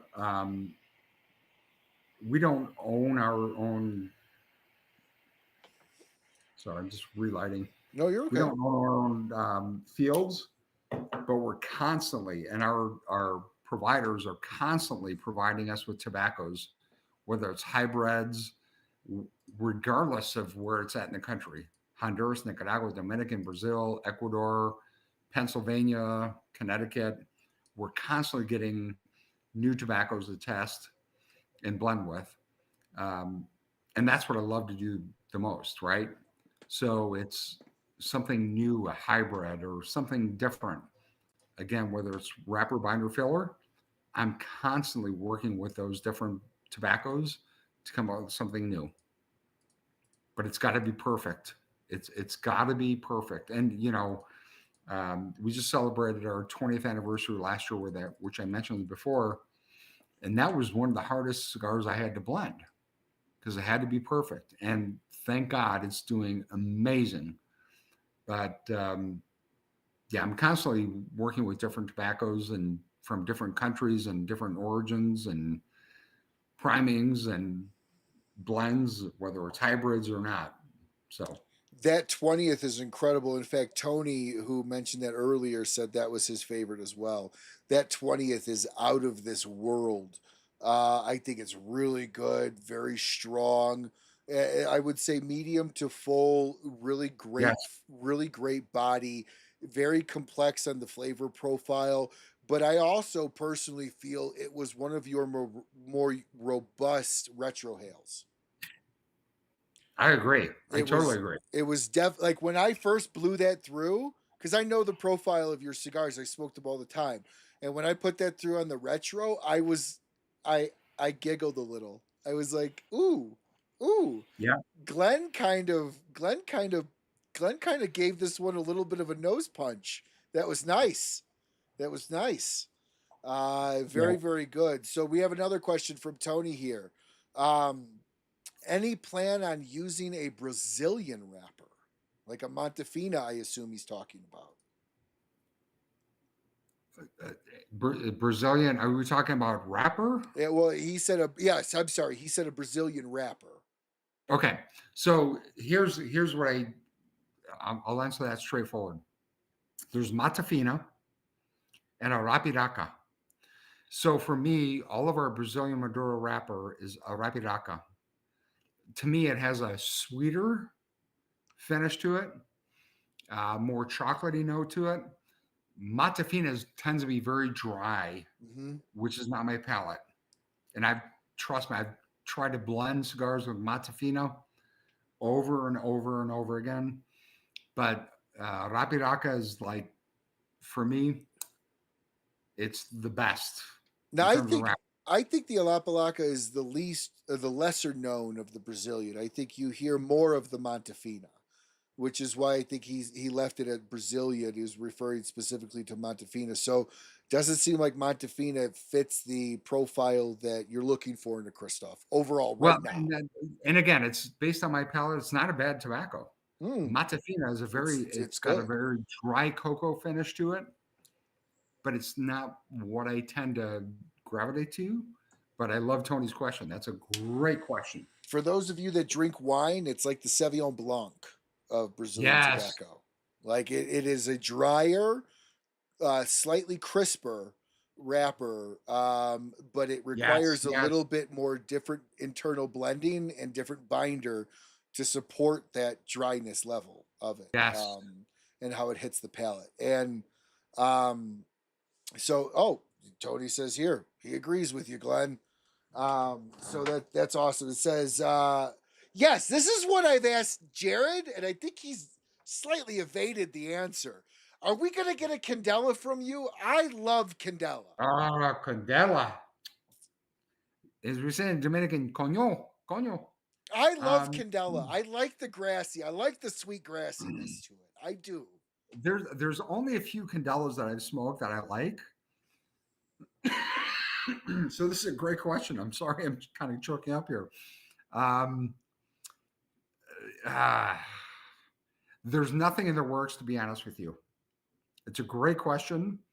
There's some good candelas out there, um, but it's kind of hit or miss for my palate.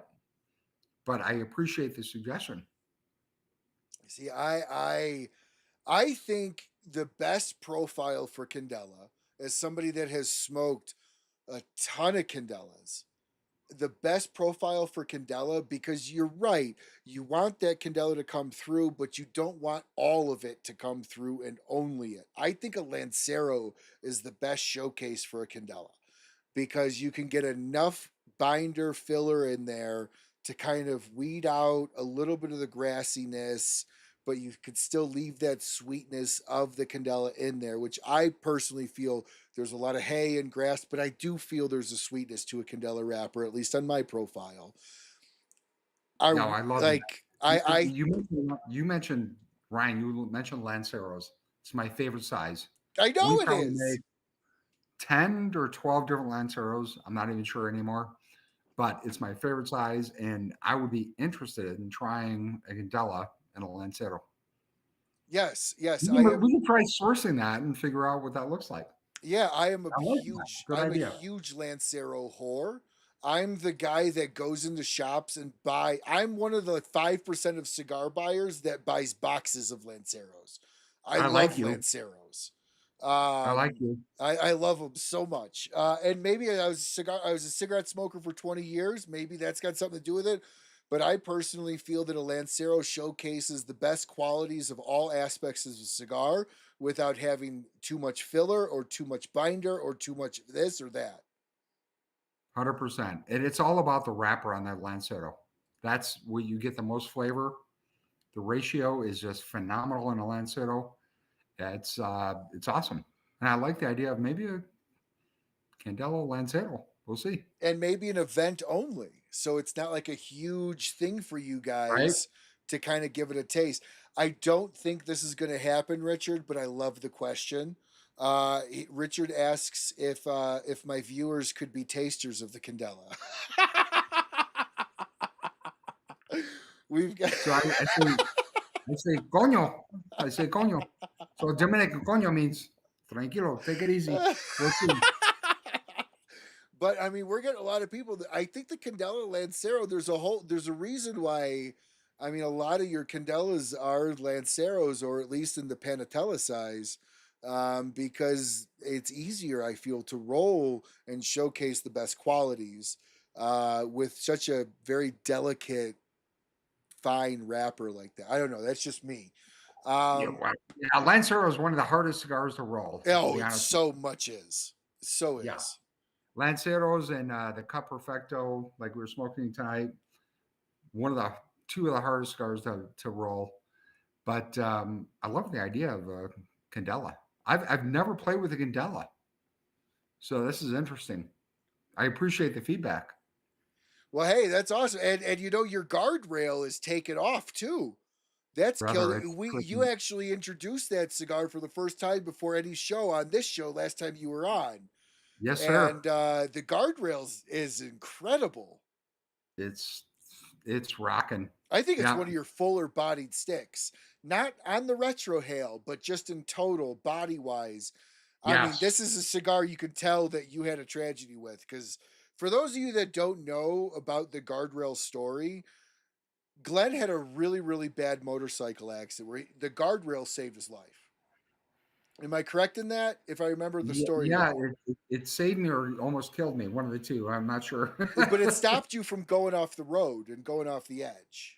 Yeah, no, that's true. So Ryan, I hit a guardrail on a motorcycle run, doing about 70 miles an hour, and I'm blessed to be here. And I spent 9 days in a hospital in Oklahoma City, and I spent about 4 months of rehab, um, road rash, broken bones, shattered my eye socket, my nasal cavity, my tibia. But I'm here to talk about it. So He still looks this good. guardrail is a tribute to that accident. Yeah, and you still look this good. My friend, I got scars all over my face. You have no idea. But honestly, Yeah, I'm though, blessed to be here. Trust me, I'm blessed to be here with you. no, absolutely. And the guardrail's done really well. How has that done in your portfolio as a company? It's done amazingly well. And we've got tobacco in that cigar from Zimbabwe, Africa, Mm-hmm. which is very unique. It's got a very rich hickory note to it. Um, but again, the wrapper is Brazilian Maduro from Arapiraca, which we talked about earlier. Yep. So it's got sweetness to it. I actually smoked one just before we got online with you. It's a phenomenal cigar. It's a very, very good cigar. And when that came out, like that was a huge drastic change in your life for a little while. And it's nice to see that the cigar's done very well. It's kind of a not a tribute, but a recognition of that time in your life. Um, Yes, sir. and so I was very fortunate and very honored that you kind of originally even talked about it on this show, and I think it was the first show you ever even talked about it on, or even remotely even released any information about it, because we gave you some names for That's it true, as Ryan. well. So yeah, that's absolutely a fantastic cigar. So here in closing, what we've learned tonight is, Glenn, you're a very religious man. You're a man that goes by your convictions. You're a man that lets the wheel go. And it's turned out really well for you. Um, and when you look back on 20 years, where do you see yourself in 5 years from now, 10 years from now? Well, I've got a great team that will carry this company to um, heights better than I've created. Um, so I this is going to be a legacy, absolute legacy for me. And through God's grace, that will happen. And I appreciate the time with you, Ryan, tonight, and your viewers to say thank you. But there's no going back. It's only going forward. And it's a slow and steady race. And through God's grace, we'll continue. So this is a question I stole from James Lipton. And I give him credit because I never want to get sued from inside the actor studio. Not that they watch the show. But one of my favorite questions to ask somebody, regardless if they're a believer or not, because it's a very introspective question and actually takes most people aback. When you reach the pearly gates, what do you want to hear your creator say to you?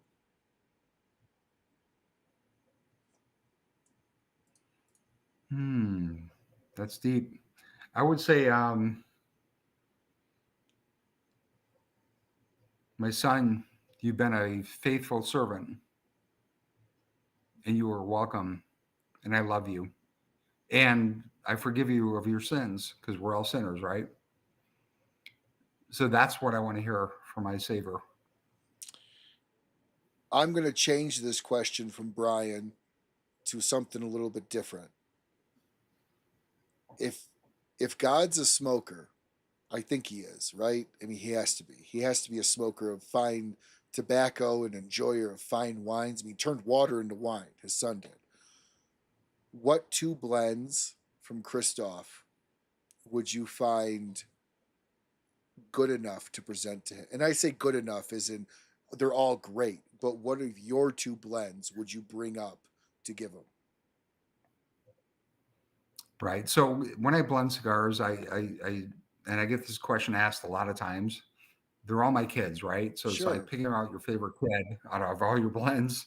Mm-hmm. But I will tell you, I smoke more of my Connecticut than anything else. It's smooth, it's rich, it's flavorful, Creamy, creamy. Um, caramely too. Really yeah, good. very caramely. My GC, I love it. My Sumatra, it depends on the time of day. I mean, I smoke all my stuff all the time. I blend them all, so I love them all. But I love them all for very different reasons. Just like I would love my kids for different reasons. So it's hard to pick a blend. Well,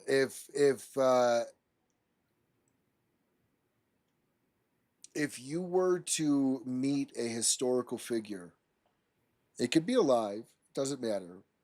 What figure would it be, and what Kristoff would you bring? Wow. All right. So great question.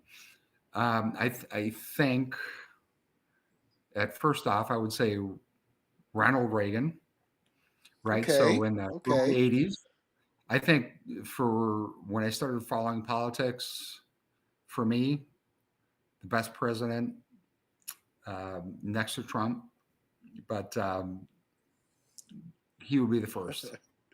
Um, in terms of cigars, I don't know if he even smokes cigars, but I would love to sit down and talk to him about his philosophies because my major in undergrad and graduate school was business and economics. And economics, I think Reagan was probably the best in terms of his philosophy of trickle down economics and other things. But that's a short answer. No, that's totally fine. So let me ask you this because it's really hard. So far, I've tried twice to get you to pick your favorite blends that you make. And so I'll try one more time. What is the best pairing of your cigars with a drink that you've had?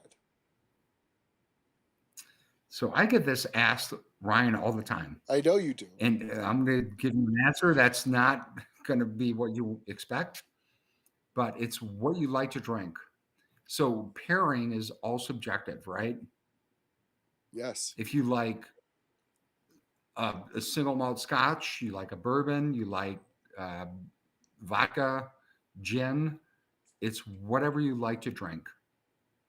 And I've done pairing events with different spirits and cigars, but it's what you like to drink with a smoke. It doesn't really matter. There's no good or bad. I mean, I could spend an hour with you on why I think this would pair this cigar Cameroon would smoke better with this pairing, but it's not the point. The point is, what do you like to drink? Drink what you like to drink and smoke what you like to smoke. This is why I love talking to people like you because there's no smoke that you spit in the sense of you didn't just give us a random pairing. Instead, you said, whatever your favorite cigar is with whatever you like to drink is really the best pairing that you can make. And I respect that significantly more than a brand with a cigar because for anybody that didn't listen to what Glenn just said, every palate, what he said in a long, and I'll say it in the long route, every palate's different. Every palate's going to like what it likes. What Glenn likes with his Cameroon, you might like, but you might like X instead of a pairing with his Cameroon better. And in his opinion, you should enjoy what you like best, not what he says he likes best. Am I correct? Did I say? Exactly, my friend. Ryan, you hit it on the head. That's it. And that's There's no perfect. right or wrong with pairings. No, there's not. And that's one of the things I used to tell people when they say, "How do you pick out these flavor notes? How do you get this? How do you get that?" And I look at them and go, "Does it matter? Did you like the cigar?" Well, yes, but I didn't taste what you did. Well, who cares? I smoke 3 to 5 cigars a day. If you smoke one cigar a month, you might never taste what I taste. But what matters is, did you like it and would you buy it again? If the answer is yes, who cares what anybody says about it? Exactly. And I, when I do events, I romance, we call it romancing a cigar, right? I pick up notes of coffee bean, cocoa bean, a hint of spice, black cherry, and a sweet dark chocolate finish. And Ryan, to your point, most people can't pick up on that. I'm just like, if you like it, it doesn't matter. It doesn't. And they're like, I can't pick up those flavor notes. It doesn't matter. Just enjoy the cigar. Yep. That's really all that matters in the end is that you enjoyed it. And we all love Kristoff. It's like so much so that Tony is a massive fan of you. He said it would be JFK with your 20th. Is what he would take to it. So I think if JFK had a Kristoff, he would have bought pallets of Kristoff over pallets of Cubans before he shut the Cuban embargo down or before he started the Cuban embargo. So personally, I think Cubans are going by the wayside, and I love seeing the New World cigars flying up. and Kristoff is definitely one of those brands with the impeccable quality control, the impeccable flavor and quality of profile to it, and the tobacco use that you guys use. You don't sacrifice on anything, and I love that in a brand. And you're not shy from saying I don't want to use this just because I need something on the market. And that is integrity. You won't put something out without you first liking it. Last question of the night. Do you feel it has ever potentially been an issue that you mainly put out cigars of your profile, or do you feel that that's kind of been the best way that's allowed you to build the brand because you believe in it more? Does that make sense? There's people I know, there's manufacturers that'll Oh, it put out a makes total sense. profile I where mean, they're like, it's not my favorite, but it's our biggest seller. But to you, it's more important that you love it. no, I listen, no, I that's a great question. I've tried coming out with plans to compete with very well respected competitors, and it's not my palate. I smoke their stuff. I smoke my competitors all the time, right? And I know they've got a large portion of their market share for that profile. But when I've blended cigars to compete against that, unless I can't love the cigar, I cannot blend it. I can't promote it. So I've intentionally, and I've come up with some really good blends that compete against specific competitors. But if I can't say, look, this is in my heart, this is what I love, I can't produce it. So I'm not sure that answered the No, question, but no, that yeah, totally does. okay, I don't I'm not going to produce something for sales if I'm not a fan of it. And right, that's integrity in the brand because I'm a firm believer that the owner should love every line in that portfolio equally. Like you just absolutely, I tried 3 times everybody to get his favorite cigar in his portfolio and I couldn't do it. 3 times. That shows you though the love he has for every blend he puts together. And when you ask somebody like Glenn, what is your favorite blend? I like knowing that you can't pick because because as a heavy cigar smoker, that tells me that every blend is of literally the same quality as the previous one and the ones after. And if it's hard for you to choose, I'm going to enjoy everything. Does that make sense? Because absolutely, great sense. the way I feel Kristoff is I'm literally smoking your profile. If I like Kristoff, it means I like Glenn's profile. So if Kristoff comes out with a new cigar and I already like Kristoff, I'm gonna like it because it follows your profile. And that's a hard thing to find in a company, to find a profile of a company where you like everything you've tried, because that's not the same way with every company. There's a lot of blends that companies use as filler to a profile, and I like knowing that you guys don't. Does that make sense? Right, makes Ryan makes perfect sense. So if you're a smoker, you're like full bodied, big pepper, big spice, like knocking your throat out. You're not going to find it with Kristoff. If you want something smooth and rich, and if you want something heavy, try the Pissed Off Kristoff. It's the strongest cigar I make, but it's so savory and smooth. And I've got people saying, Glenn, this thing's, they just lit it up. This thing's medium bodied at best. I'm like, all right, give it about 15 minutes. 15 to 20 minutes. So they're like, holy cow. All right, I need to sit down because this thing, but that's the thing. You have to create a smooth, savory cigar that has the strength without the bite, the bitterness, the aftertaste. That's the key, in my opinion, to making a great cigar. If you want a mild or medium or full bodied cigar, especially full bodied, you don't want, I don't want anything that's going to knock your head off, but it's a creeper, right? It's smooth, it's savory, and all of a sudden people are like, all right, now I get this. All right, this is starting. I got to sit down for a minute because this thing's kicking my butt. That's what I love. Yes. And So if you're looking for, yeah, most people attribute pepper to full body, and that's just not the case.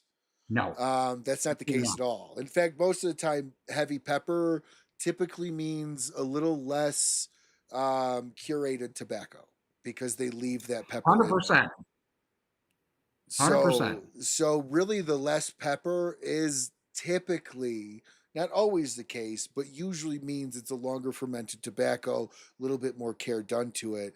And body and pepper are not the same thing. And that's what I think Ryan, you're new cigar 100% right. smokers don't know. You could, no, you could take Lejero and put it in the filler and under process it to your point, and it's going to have a big pepper and spice kick to it, but it's not smooth. It gives you that burn in your throat. It's like, and us as manufacturers, we can do that all day long, but it's not my palate, And that's also right? easy to So do. it's so easy to do, my friend. Coño, Hmm. we can all do it as manufacturers, but for me, it's not the way to make a cigar. I'd rather make a very smooth, savory cigar that's going to creep up on you when you think it's mild to medium bodied, and you go, "Coño, the flavor is so amazing, it blows your mind, but it never kicks you in the throat." And it's super important that you can make as literally a cigar for somebody to smoke all day. And I don't Exactly. think there's a Kristoff cigar that I can't smoke in the morning and at night. Yes, And sir. I will say the pissed off Kristoff hat is probably one of the best hats in the cigar industry. I just got to say, I love that hat. Um, I get more reactions because it's a big red circle that says "pissed off" on it than anything else. Like it's Right? absolutely fantastic. But I love the fact that you guys do make cigars for literally every hour of the day, and that helps your sales. That helps your ability to get people to branch out because there's nothing anybody's going to have where they go, oh, that made my nose bleed, that turned my sinuses upside down, like, oh, that hurt. Right. And that's a big thing when you're trying to 90% of the cigar market are casual cigar smokers, so it's very important to hit that appeal to everyone. And I say that, I don't think I'm wrong in saying that. Would you agree that really the reality is probably about 80% to 90% of cigar smokers are casual? About 10% of the market are, and I say casual as in I've been told that a casual smoker is once a month. Would you agree with that? Correct, Ryan. You're 100% right.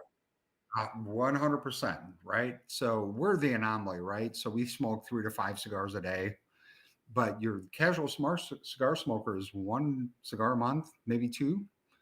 And most cigar smokers are mild to medium bodied, Hmm. which makes sense because our Connecticut is one of our best selling blends, Yeah. but it's full of flavor. And I literally smoked, I'm going to count 4 Connecticut's today. And it's And just a full flavored, mild to medium bodied cigar, very smooth and creamy. But that's what I think what most smokers are looking for. I agree. And here in closing, the last two questions of the night is: are you a coffee guy? I love, so I'll be honest with you.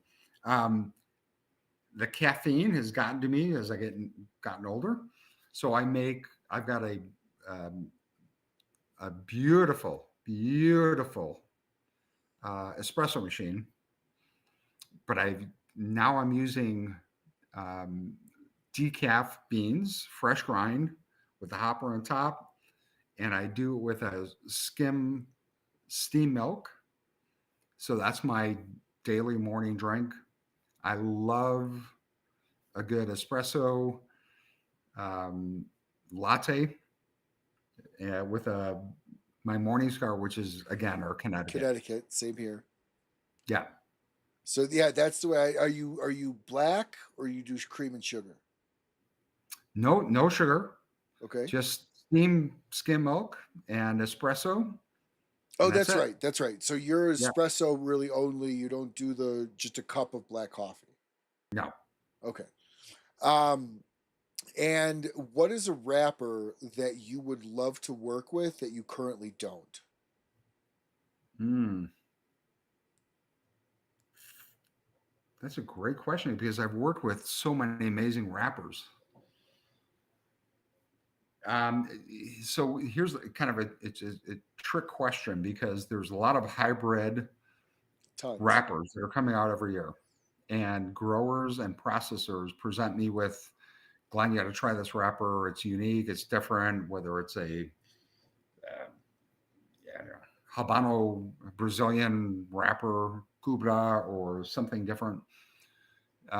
So I mean, I've worked with everything: Honduras, Nicaragua, Dominican, Brazil, Ecuador, Connecticut. Have you worked with So any of the Irish or Middle Eastern tobaccos? I have not. I have not. I don't know if you knew that like Irish had tobacco or Transylvania or Middle Eastern tobaccos. Okay, well, I'm going to set you up with somebody that can get you some of that because I have a Awesome. very close friend of mine that does a lot with Irish tobacco in Zimbabwe, or not Zimbabwe, but Transylvania tobacco as well. Okay. And Transylvanian tobacco is as aggressive as the name sounds. Um, but I'll after the show I'll tell you where to get it from, and maybe you could reach out and get a bundle from them. Maybe you could play with some stuff that you haven't played with, regardless if you come out with something or not. But I think it'd be fun for you. So, Glenn, buddy, brother, thank you so much for coming on tonight. And here in closing, tell everybody how to find your cigars, where to find information on you, and how to find you in general. Right. So if you go to Kristoff.com, you can click on, we've got where to find Kristoff. So you can punch in your zip code, put in a mile radius. You can find the cigars near you. Otherwise, I mean, they're online with all the major guys, um, CI, Thompson's, JR's. But Smoking, go to smoking.com. smoking, Smoking.com has their whole assortment. yep, smoking. But we're all over the U.S., guys, and just and girls. Just check it out. I appreciate tonight and the time with you, Ryan, and your viewers. And thank you so much. I appreciate it. Well, from the bottom of my heart, Glenn, you're a great friend. You guys have Kristoff. This show wouldn't be where it is without the support of Kristoff. And Jared made me work for it. I'm not gonna lie. Like he turned me down the first time. First two times I asked him to come out as a partner. And he made me better for it. You guys have made me better for it. And I appreciate your partnership on this show. Thank you to everybody watching the show tonight. We're getting a lot of great shows, comments coming through. Next week is my 4-year anniversary, but my big show this year, and maybe Kristoff will contribute to that, I'm sure they will, is my 40th birthday episode that I'm going to be doing actually the week of the PCA. We've got a lot going on. So next week I've got George Rico of Gran Habano coming on.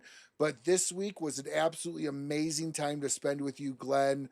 Thank you so much for coming on. I hope you had a great time on the show. I hope I asked great questions that were not boring for you and were fun for you to answer. And it truly, truly does mean a lot that you guys are continued partners on this show. Till we see you all again, this has been another live episode of the Rocky Mountain Cigar Show here in the Smokin' Studios. Until we see you again, smoke as much Kristoff as you can, smoke as much Kristoff as you like, and until then, have a great, great rest of your week. Bye.